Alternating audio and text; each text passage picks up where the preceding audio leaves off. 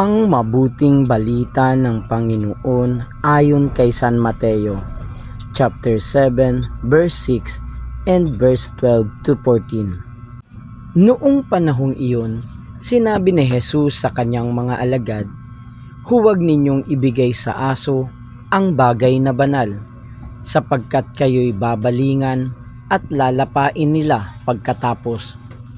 Huwag ninyong ihagi sa baboy ang inyong mga perlas, sapagkat yuyurakan lamang nila ang mga iyon. Kaya gawin ninyo sa inyong kapwa ang ibig ninyong gawin nila sa inyo.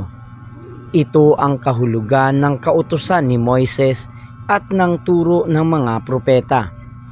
Pumasok kayo sa makipot na pintuan, sapagkat maluwag ang pintuan at malapad ang daang patungo sa kapahamakan, at ito ang dinaraan ng marami.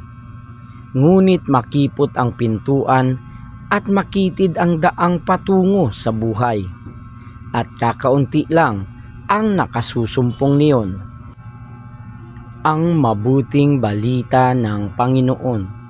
Pinupuri ka namin, Panginoong Hesukristo.